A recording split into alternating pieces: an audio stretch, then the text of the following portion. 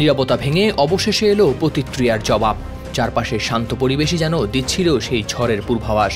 হলো ঠিক তাই।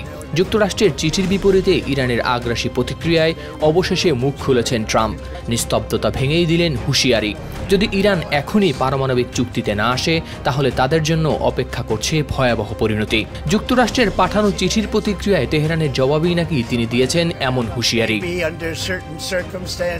ওভাল অফিসে সাংবাদিকদের সঙ্গে আলাপের সময় ট্রাম্প বলেন, তিনি সম্প্রতি ইরানকে একটি চিঠি পাঠিয়েছেন।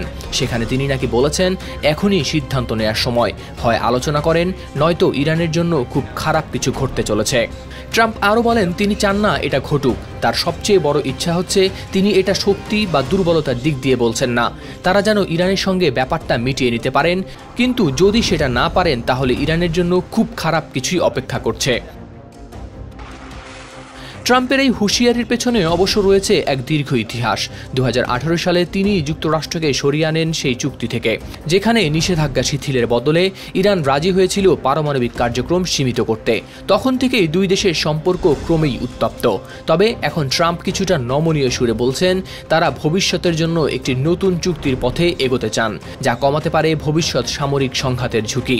তাই মার্চের শুরুতেই ট্রাম্প জানান, তিনি ইরানের সর্বোচ্চ নেতা আয়াতুল্লাহ আলী খামেনিকেই পাঠিয়েছেন একটি চিঠি। তবে এরই মধ্যে তিনি আবার তার সর্বোচ্চ চাপ নীতির অংশ হিসেবে তেহরানের উপর আরোপ করেছেন অতিরিক্ত নিষেধাজ্ঞা এবং দিয়েছেন হুমকি, ইরান যদি আলোচনা না করে তবে নেওয়া হতে পারে সামরিক ব্যবস্থা। এই পরিস্থিতিতে তেহরান এখনও আসেনি সরাসরি আলোচনায়, তবে তারা খোলা রেখেছে একটি পরোক্ষ আলোচনার সম্ভাবনা। গেল বৃহস্পতিবার ইরানের উপপররাষ্ট্রমন্ত্রী আব্বাস আরাকচি দেশটির সরকারি বার্তা সংস্থা ইরনাকে জানান, তারা ট্রাম্পের চিঠির জবাব পাঠিয়েছেন ওমানের মাধ্যমে, কারণ আমেরিকা ও ইরানের মধ্যে নেই সরাসরি কোনো কূটনৈতিক সম্পর্ক। হাওলাদার শামীম, RTV।